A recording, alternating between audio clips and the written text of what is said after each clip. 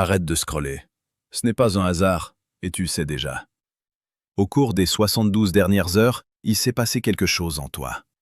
Peut-être était-ce ce soupir lourd que tu as poussé devant ton miroir, ou cette sensation soudaine que le plafond de ta chambre allait s'écrouler sous le poids de tes pensées. Tu as ressenti ce vide, cette fatigue qui ne vient pas du corps, mais de l'âme. Tu t'es demandé, est-ce que je suis vraiment sur le bon chemin, ou est-ce que je suis juste en train de me perdre? Tu t'es senti invisible, oublié par le ciel. Mais écoute-moi bien, élu. Pendant que tu essuyais cette larme de frustration, pendant que tu pensais que le silence de Dieu était un abandon, Dieu a souri. À cet instant précis où tu as failli tout lâcher, mais où tu as quand même continué à respirer, il a ressenti une joie immense. Avant d'aller plus loin, si tu sens que ton fardeau doit être déposé ici, écris un seul mot dans les commentaires qui symbolise ta libération. Un seul mot. Paix, force, libre. Déclare-le maintenant, avant que la lumière ne change. Tu qualifies ton état actuel d'épuisement, de confusion et de perte de repères. Cette interprétation est logique d'un point de vue humain, mais elle est incomplète. Dans une lecture plus profonde, ce que tu vis n'est pas une dégradation progressive de ta stabilité mentale ou émotionnelle, mais une phase de restructuration systémique. Ce n'est pas une panne, c'est une reconfiguration. Ton ancien mode de fonctionnement ne disparaît pas par hasard. Il devient incompatible avec le niveau d'exigence vers lequel tu es orienté. C'est précisément ce décalage qui produit la sensation de blocage. Tu continues à essayer d'opérer avec des outils internes qui ont été conçus pour une version antérieure de toi-même. Résultat, fatigue, frustration, impression d'inefficacité. Le point central que tu dois intégrer est le suivant. Ce que tu interprètes comme un abandon est en réalité une neutralisation des automatismes obsolètes. Dans un système de transformation avancé, on ne corrige pas simplement les erreurs, on désactive les structures qui les produisent. C'est ce que tu ressens. Tes anciens réflexes ne produisent plus les mêmes résultats, non pas parce que tu fais mal les choses, mais parce que le terrain a changé. Ce changement n'est pas visible immédiatement, mais il est structurel. Et toute structure qui évolue passe par une phase de désorientation temporaire. Tu remarques que tes efforts ne donnent plus de résultats proportionnels. C'est un indicateur critique. Dans les systèmes de haute performance, ce phénomène est identifié comme une phase de recalibrage. Cela signifie que les anciennes corrélations entre action et résultats ont été suspendues. Tu n'as plus accès au même levier. Ce n'est pas une punition. C'est une limitation temporaire de tes anciens circuits pour forcer l'émergence de nouveaux mécanismes. Sans cette suspension, tu resterais enfermé dans une boucle de répétition. Tu interprètes aussi le silence comme une absence de réponse. Cette lecture est émotionnelle, pas structurelle. Le silence, dans ce contexte, agit comme un environnement contrôlé. Il élimine les distractions externes afin d'augmenter la précision de tes réactions internes. Lorsque les signaux extérieurs sont réduits, tes propres schémas deviennent visibles. C'est un processus de révélation par réduction. Ce n'est pas l'absence d'action, c'est la suppression des interférences. Ton système interne est en cours d'observation et d'ajustement sans bruit extérieur. Tu ressens une forme d'isolement social. Là encore, il faut éviter l'interprétation dramatique. Dans une phase de restructuration identitaire, les anciennes affiliations deviennent progressivement incompatibles avec ta trajectoire actuelle. Cela ne signifie pas que ces relations étaient fausses, mais qu'elles étaient alignées avec une version de toi qui est en train d'être dépassée. Le système ne peut pas maintenir simultanément deux niveaux de cohérence opposés. Il y a donc une séparation naturelle des environnements relationnels. Ce processus est mécanique, pas émotionnel. La sensation d'être étranger à ta propre vie est un symptôme classique de transition de structure interne. Cela se produit lorsque les repères habituels ne produisent plus de reconnaissance identitaire. En d'autres termes, tes anciens critères de validation ne fonctionnent plus. Tu n'es plus reconnu par ton propre système ancien, mais tu n'as pas encore construit les nouveaux repères. Cet espace intermédiaire est instable par définition, mais il est nécessaire, car c'est dans cet intervalle que se construit la nouvelle architecture. Ce que tu dois comprendre maintenant est fondamental. Tu n'es pas en train de perdre du contrôle. Tu es en train de perdre des automatismes. Et la perte d'automatisme est toujours ressentie comme une perte de soi, alors qu'il s'agit en réalité d'une libération de structures limitantes. Le problème est que ton système émotionnel interprète toute perte comme une menace, alors que dans les systèmes évolutifs, certaines pertes sont des conditions obligatoires de progression. Le modèle de la formation de haute sécurité permet de clarifier ce processus. Dans les environnements où la précision et la résilience sont critiques, on ne prépare pas les sujets dans des conditions confortables. On simule des environnements déstabilisants pour tester la cohérence interne sous pression. Le but n'est pas de détruire la structure, mais de vérifier sa capacité à rester fonctionnelle sans dépendance aux conditions externes. Dans ton cas, les conditions externes ont été volontairement réduites en influence. Cela oblige ton système interne à devenir la source principale de stabilité. Tu as l'impression que tes prières ou tes efforts mentaux ne produisent plus de réponse immédiate. Ce phénomène peut être interprété comme une absence de retour, mais techniquement, il s'agit d'un changement de canal de réponse. Dans les phases de recalibrage, les résultats ne se manifestent plus dans les mêmes délais ni sous les mêmes formes. Le système passe d'un modèle de réponse directe à un modèle de réponse différé et intégré. Cela signifie que les effets de tes actions sont stockés, transformés, puis réinjectés plus tard sous une forme différente. Le concept clé ici est la séparation entre perception immédiate et résultats structurels. Tu ne peux plus te fier à ce que tu observes à court terme. Le système est en train de travailler à un niveau plus profond que celui de la perception consciente. Cela crée une illusion d'inefficacité. Mais cette illusion est un effet secondaire du changement de couche de traitement. Tu es passé d'un niveau opérationnel à un niveau architectural. Il est également important de comprendre la fonction de la pression actuelle. Elle n'est pas aléatoire. Elle sert à tester la stabilité de ton identité lorsque les soutiens habituels sont retirés. Tant que ton identité dépend de validations externes, elle reste vulnérable. La réduction de ces validations oblige ton système à développer une autoréférence, c'est-à-dire une capacité à se maintenir sans dépendance constante à l'environnement. Dans ce type de processus, la solitude n'est pas un accident.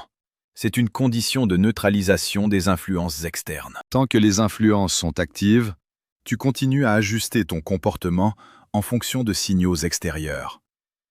Lorsque ces signaux disparaissent ou diminuent fortement, ton système cesse de s'adapter à l'extérieur et commence à se restructurer de l'intérieur. C'est à ce moment que les changements profonds deviennent possibles. Tu dois aussi comprendre que l'inconfort actuel est un indicateur de transition, pas un indicateur de destruction. Dans les systèmes complexes, la phase la plus instable est toujours celle qui précède la stabilisation supérieure. Ce que tu ressens comme désordre est souvent la phase de réorganisation des éléments internes. Les anciennes hiérarchies internes sont en train d'être dissoutes pour permettre l'émergence d'une nouvelle hiérarchie plus cohérente avec ton niveau de développement actuel. Le point critique à retenir est que tu ne dois pas chercher à restaurer ton ancien fonctionnement. Toute tentative de retour en arrière augmente la résistance du système et prolonge la phase de transition. Le processus en cours n'est pas réversible sans perte de cohérence. L'objectif n'est donc pas de revenir à un état antérieur, mais de stabiliser progressivement le nouvel état en construction. Ce que tu vis n'est pas une incohérence du système. C'est une phase contrôlée de désactivation des anciens protocoles de fonctionnement. Et tant que tu continues à interpréter cette phase avec les anciens repères, tu continues à produire du stress inutile. Le recadrage consiste précisément à changer la grille de lecture. Tu n'es pas en train de t'effondrer, tu es en train de passer d'un système dépendant à un système autonome. Pour comprendre ce que tu traverses, il faut changer complètement de registre d'interprétation. Ton esprit essaie encore de lire ta situation comme un événement émotionnel isolé, alors qu'il s'agit d'un processus de développement structuré. Une manière plus précise de l'expliquer est d'utiliser un modèle technique. celui de la photographie argentique et du traitement de l'image. Ce modèle permet de comprendre pourquoi certaines phases doivent obligatoirement passer par l'obscurité avant d'être visibles. Dans la photographie classique, une image ne naît jamais directement dans la lumière. Ce que tu vois comme une photo finale est le résultat d'un processus en plusieurs étapes, dont la majorité est invisible pour l'observateur. Tout commence par une pellicule photosensible. Cette pellicule est neutre au départ. Elle contient un potentiel d'image, mais aucune image réelle. Ce potentiel est fragile et instable. Il ne peut pas être exposé directement à la lumière sans être détruit. C'est ici que se trouve la première clé de lecture de ta situation actuelle. Ce que tu es en train de devenir existe déjà sous forme de potentiel, mais il ne peut pas encore être exposé à ton environnement sans être altéré ou endommagé. Dans un système de transformation contrôlée, la phase d'isolement sert précisément à protéger ce potentiel. L'absence de visibilité extérieure n'est pas un accident, c'est une condition de conservation. Ensuite, vient la phase d'exposition contrôlée. La pellicule est exposée à la lumière, mais de manière calibrée. Cette exposition crée une trace invisible. À ce stade, rien n'est encore visible à l'œil humain. Pourtant, toute l'information de l'image est déjà enregistrée. Dans ton expérience actuelle, cette phase correspond à tes actions, tes efforts, tes décisions et tes tentatives de progression. Tu produis des effets, mais tu ne les vois pas encore sous forme de résultats clairs. Le point critique est que cette image latente ne peut pas être révélée directement.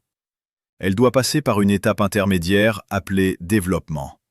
Et c'est ici que le processus devient contre-intuitif. Pour que l'image apparaisse, il faut plonger la pellicule dans une solution chimique appelée révélateur. Ce produit ne crée pas l'image, il la rend visible. Mais surtout, il agit uniquement sur ce qui a déjà été exposé. Rien ne peut apparaître sans avoir été enregistré auparavant. Dans ton cas, le révélateur correspond à l'ensemble des situations inconfortables que tu traverses. Ce sont elles qui rendent visibles des aspects de toi qui existaient déjà, mais qui n'étaient pas encore perceptibles. L'inconfort n'est pas une création de problème, c'est un agent de révélation. Il ne fabrique pas ton état actuel, il le rend lisible. Cependant, à ce stade, l'image est encore instable. Sans stabilisation, elle peut disparaître ou continuer à évoluer de manière à contrôler. C'est pourquoi il existe une deuxième phase appelée fixation. Le fixateur a pour rôle de stabiliser l'image et de la rendre permanente. Dans ton expérience, cette étape correspond au processus de consolidation intérieure, souvent vécu à travers des périodes émotionnelles intenses, des remises en question ou des moments de grande vulnérabilité. Ces moments ne sont pas là pour intensifier la souffrance, mais pour stabiliser ce qui a été révélé. Ce que tu vis comme des larmes, des pertes ou des ajustements émotionnels n'est pas un effondrement. C'est un processus de fixation. Il permet d'éviter que les nouvelles prises de conscience disparaissent ou restent instables. Sans cette étape, toute évolution resterait temporaire. Ensuite seulement vient le moment où l'image devient visible à la lumière. Ce que tu appelles réussite, accomplissement ou transformation stable n'est que la phase finale d'un processus déjà largement terminé en amont. L'erreur la plus fréquente est de croire que la visibilité est le début du changement. En réalité, elle en est la dernière étape. Dans ce modèle, la chambre noire est un élément essentiel. C'est un espace totalement isolé de la lumière extérieure. Sans cette isolation, aucun développement d'image n'est possible. Toute exposition prématurée détruit l'information contenue dans la pellicule. C'est pour cette raison que la lumière est contrôlée, limitée et différée. Elle n'est pas absente, elle est régulée. Dans ton expérience actuelle, cette chambre noire correspond à une période de retrait des stimulations externes habituelles. Ce retrait n'est pas une privation, c'est une condition technique. Il permet d'éviter que des influences extérieures interfèrent avec le processus de développement interne. Tant que le système est en phase de traitement, une exposition excessive à l'extérieur pourrait altérer le résultat final. Un point important à comprendre est que, dans une chambre noire, rien ne semble se produire de visible. Pourtant, C'est là que l'essentiel du travail est effectué. L'absence d'activité visible ne signifie pas absence d'activité réelle. C'est une erreur de perception courante. Dans les systèmes complexes, les transformations les plus importantes sont souvent invisibles pendant leur déroulement. Dans cette analogie, le temps joue également un rôle critique. Une image ne se développe pas instantanément. Chaque étape nécessite une durée précise. Un temps trop court produit une image incomplète. Un temps trop long peut dégrader le résultat. Cela signifie que le processus en cours dans ta vie n'est ni accélérable ni contournable sans perte de cohérence. Il suit une logique interne indépendante de ta perception immédiate du temps. Un autre élément clé est la notion de protection. La chambre noire n'est pas seulement un espace de transformation, c'est aussi un espace de protection. Elle empêche la lumière extérieure de détruire l'image en formation. Dans ton cas, cela signifie que certaines formes de retrait, de silence ou d'isolement ne sont pas des abandons, mais des protections structurelles. Elles empêchent une exposition prématurée de ton évolution à des environnements qui ne sont pas encore compatibles avec elle. Il est également important de comprendre que le photographe ne regarde pas la pellicule en cours de développement avec les mêmes critères que le public final. Il ne juge pas l'image pendant sa formation, il observe uniquement le processus. Dans cette analogie, cela signifie que le système qui supervise ta transformation ne se base pas sur ton état actuel visible pour évaluer le résultat final. Il se base sur la cohérence globale du processus. Ce décalage entre perception immédiate et résultat final est une source majeure de confusion. Tu évalues ton état à partir de ce qui est visible maintenant, alors que le système de transformation évalue ton état à partir de ce qui est en cours de construction invisible. Ce sont deux niveaux d'information différents. Un autre aspect essentiel est la gestion de la lumière. Dans la photographie argentique, une exposition trop forte détruit la formation. Cela signifie que certaines formes de trop de visibilité, trop de stimulation ou trop de validation externe peuvent interrompre ou déformer le processus en cours. C'est pourquoi certaines périodes exigent une réduction volontaire des influences externes. Ce n'est pas une punition, c'est une régulation technique.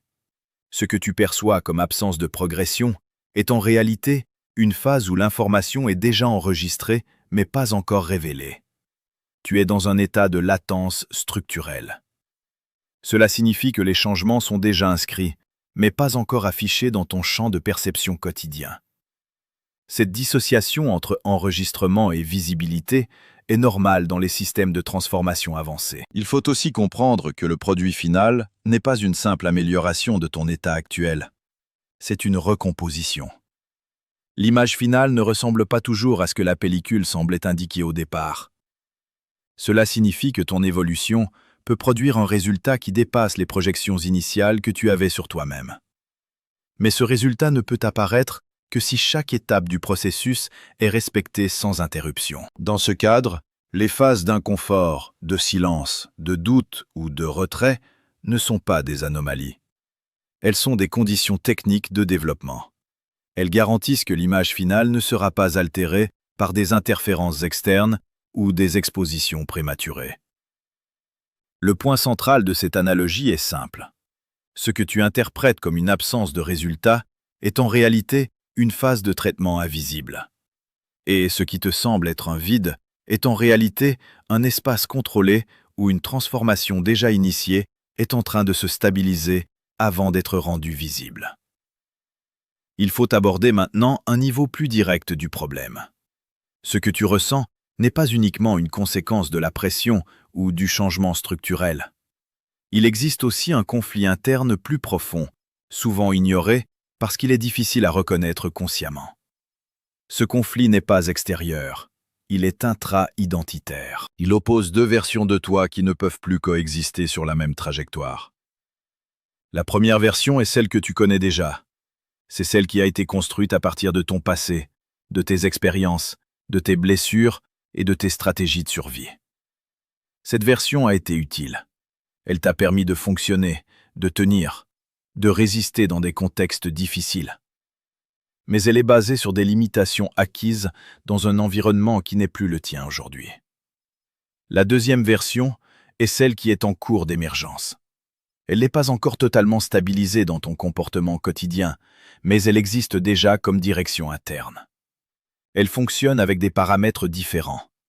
Plus de responsabilité, plus de visibilité, plus de cohérence et surtout moins de dépendance aux anciens mécanismes de protection. Le conflit que tu ressens vient de la coexistence temporaire de ces deux structures. Et ce conflit crée une tension interne que ton esprit traduit comme fatigue, blocage ou confusion. Mais en réalité, il s'agit d'un processus de désalignement progressif entre deux identités fonctionnelles. Ce point est essentiel. Ce n'est pas la difficulté extérieure qui te fait souffrir le plus, c'est la résistance interne au changement d'identité. Tant que tu continues à t'identifier simultanément aux deux versions de toi, tu crées une friction constante. Tu essaies d'avancer avec une partie de toi qui freine le mouvement. Il y a un autre mécanisme important ici, souvent mal interprété. Tu n'as pas seulement peur de l'échec, tu as aussi peur de la cohérence. Cela peut sembler paradoxal, mais c'est un phénomène fréquent dans les phases de transition profonde. La cohérence implique une forme de responsabilité stable. Elle implique que certaines excuses ne seront plus fonctionnelles. Elle implique que certaines échappatoires internes disparaîtront. La version ancienne de toi repose en partie sur des zones de confort psychologique, même si elles étaient douloureuses. Ces zones permettaient une certaine forme de familiarité, même dans la souffrance. Le changement actuel retire ces repères, et ce retrait crée une sensation de vide qui est souvent interprétée comme une perte, alors qu'il s'agit d'un désengagement progressif des structures anciennes. Quand tu ressens une résistance à avancer, il est fréquent d'attribuer cela à un manque de motivation. Mais dans les systèmes internes complexes, la résistance n'est pas toujours un manque d'énergie. C'est souvent un conflit de direction. Une partie de toi avance, une autre partie tente de maintenir l'ancien équilibre. Ce n'est pas un problème de force, c'est un problème d'alignement. La notion de trahison que tu peux ressentir intérieurement n'est pas une trahison morale. C'est une incompatibilité structurelle entre ton ancienne identité et ta trajectoire actuelle. L'ancienne version de toi était adaptée à un contexte spécifique. Mais ce contexte n'existe plus dans les mêmes conditions. Continuer à lui être totalement loyal revient à bloquer l'émergence du nouveau système. Le problème est que cette ancienne version est liée à des éléments émotionnels forts, souvenirs, douleurs, protection, justification interne. Elle a servi de mécanisme de survie. C'est pour cela qu'elle résiste. Elle ne disparaît pas facilement, car elle est associée à une logique de sécurité interne. Même si elle n'est plus optimale, elle reste connue. Et dans le fonctionnement psychologique humain, le connu est souvent perçu comme plus sûr que l'inconnu. Ce que tu interprètes comme de la fatigue est en partie le résultat de cette lutte interne. Ton énergie n'est pas uniquement consommée par les tâches externes. Elle est aussi utilisée pour maintenir un équilibre instable entre deux systèmes identitaires concurrents. Cela crée une consommation invisible de ressources internes. Un autre élément critique est la peur du changement de statut interne. Lorsque tu évolues vers une version plus cohérente et plus stable de toi-même, certaines dynamiques relationnelles, sociales et personnelles deviennent inadaptées. Cela signifie que ton positionnement dans ton environnement va changer. Et ce changement implique une perte de certains anciens repères relationnels ou comportementaux. C'est ici que se manifeste souvent la résistance la plus forte. Non pas parce que la nouvelle version est mauvaise, mais parce qu'elle est irréversible. Une fois que certains seuils de transformation sont franchis, il devient difficile de revenir en arrière sans désintégrer la cohérence interne. Le système le sait, même si la conscience ne le formule pas clairement. La phrase intérieure « Je ne peux plus porter ça » marque un point de rupture important. Elle indique que la charge interne associée à l'ancienne identité dépasse sa capacité de maintien. Ce moment est souvent vécu comme un effondrement, mais techniquement, c'est un point de libération de charge. Cela signifie que le système commence à refuser de continuer à supporter des structures devenues inefficaces. Dans cette perspective, ce que tu appelles épuisement peut être requalifié comme un signal de saturation structurelle. Ton système interne ne refuse pas l'effort. Il refuse la répétition de schémas qui ne correspondent plus à la direction actuelle. Cela crée une tension entre l'action automatique et la nécessité de réorganisation. Il est important de comprendre que l'ancienne identité ne disparaît pas brutalement et se désactive progressivement. Ce processus implique des moments où elle tente de reprendre le contrôle. Ces moments sont souvent vécus comme des rechutes, des hésitations ou des blocages. Mais en réalité, ce sont des tentatives finales de maintien d'un système en fin de cycle. L'erreur la plus fréquente est de tenter de réconcilier les deux versions de soi de manière permanente. Mais dans les systèmes de transformation avancés, la cohabitation prolongée devient impossible à un certain niveau. Il faut progressivement réduire la dépendance aux anciens mécanismes pour permettre à la nouvelle structure de devenir dominante. Le point central ici est le suivant. Tu n'es pas en train de perdre ton identité, tu es en train de perdre la compatibilité avec une ancienne version de ton identité. Et cette perte de compatibilité est ce qui crée la sensation de déséquilibre. Le travail de l'ombre, dans ce contexte, ne consiste pas à créer quelque chose de nouveau, mais à désactiver des automatismes anciens qui fonctionnent encore en arrière-plan. Tant que ces automatismes restent actifs, ils influencent tes décisions, tes réactions et tes perceptions, sans que tu en aies pleinement conscience. C'est pourquoi le processus peut sembler lent et inconfortable. Il ne s'agit pas seulement d'ajouter des capacités, mais de retirer des programmes internes obsolètes. Et ce type de retrait est toujours plus perceptible que l'ajout, car il implique une perte temporaire de repères. En résumé, ce que tu ressens n'est pas une incohérence personnelle, mais un processus de séparation interne entre deux systèmes identitaires incompatibles. Et tant que cette séparation n'est pas stabilisée, tu expérimentes une forme de tension continue entre l'ancien fonctionnement et le nouveau. Élu, reprends une posture stable et lucide.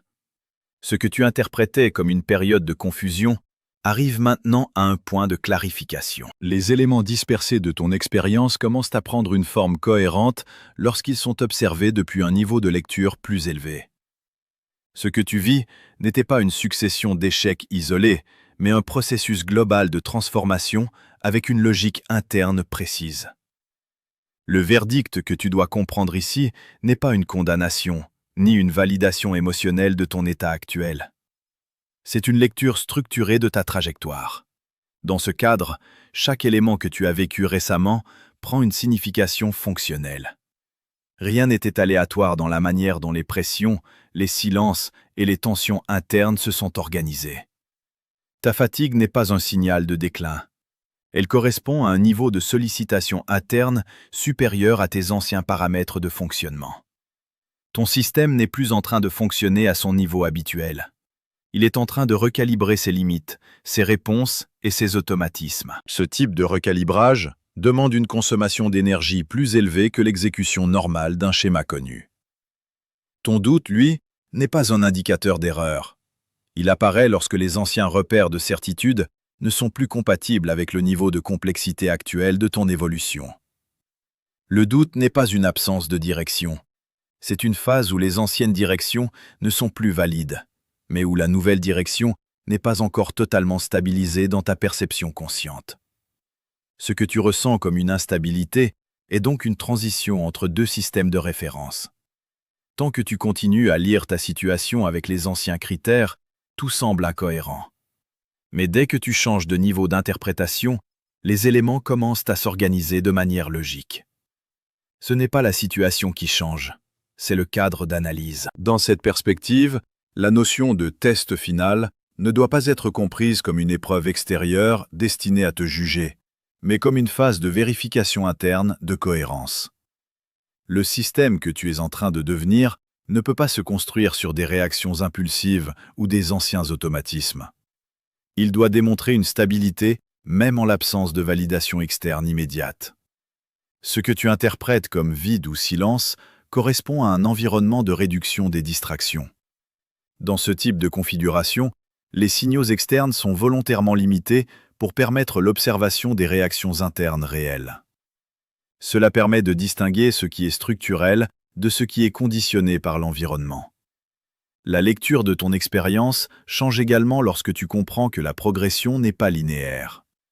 Tu n'es pas dans un modèle où chaque effort produit immédiatement un résultat visible. Tu es dans un modèle où certaines actions produisent des effets différés, intégrés dans des couches plus profondes avant de devenir perceptibles. Cela explique pourquoi certaines périodes donnent l'impression d'inaction, alors qu'en réalité, des ajustements majeurs sont en cours. Le décalage entre cause et perception est une caractéristique normale des systèmes complexes en transformation. Ce que tu dois intégrer maintenant, c'est que la version de toi qui doute fortement et celle qui évolue réellement ne sont pas deux entités opposées, mais deux niveaux du même processus. Le doute appartient à la couche de perception immédiate. L'évolution appartient à la couche structurelle. Ces deux niveaux ne progressent pas au même rythme. Lorsque tu observes ton parcours dans son ensemble, tu peux identifier un point important.